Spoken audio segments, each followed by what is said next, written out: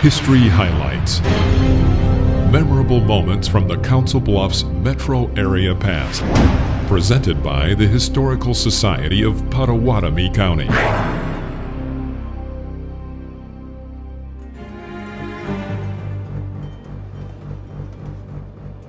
The Rock Island Depot in Council Bluffs was then located a few blocks from the rails west at 12th Avenue and South 10th Street, and the train was carrying over 100 passengers.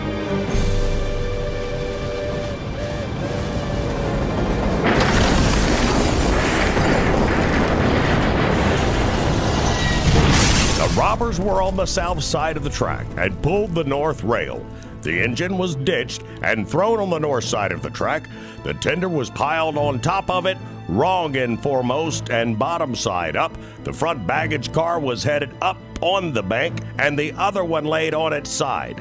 The train was stopped in a cut with banks at different places from 5 to 10 feet high.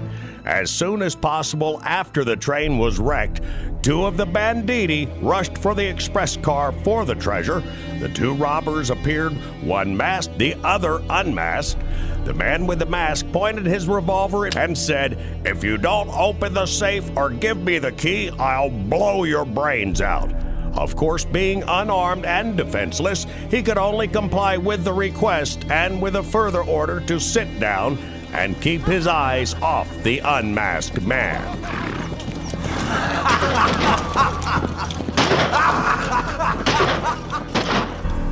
The remainder of the gang kept the passengers terrorized with pistols and cursing, while assuring them that "We're none of your petty thieves. We're bold robbers. We're robbing the rich for the poor."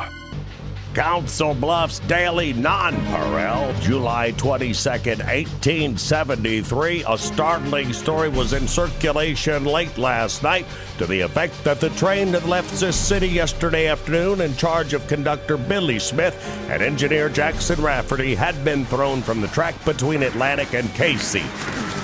Jack Rafferty shot and the mail robbed. 7 masked men made a raid upon the train, robbed the mail car, and then mounted their horses and struck in a southerly direction. Special trains left this city and Des Moines shortly after midnight to go to the assistance of the wrecked train and with men to enter upon the pursuit of the robbers. Men will also depart on the Burlington and Missouri River and the Chicago and Northwestern roads this morning. $5,000 reward is offered for their capture. the identity of the Rock Island bandits was finally revealed by the Council Bluffs newspaper a week later. 2 of the gang are the James boys of Clay County, Missouri, the same party which robbed the Cheriton and Clarendon banks. One of them is of the Rambo party which attempted to rob the Chillicothe bank, and the other 2 are supposed to belong to Pattonsburg or Chillicothe.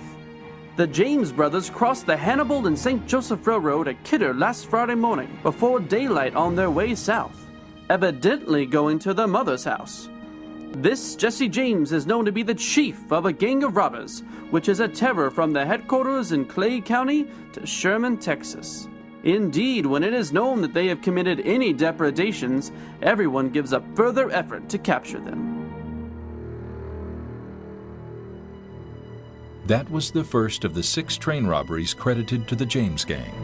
Jack Rafferty, the engineer killed in the crash, lived in East Des Moines and left behind a wife and 2 children.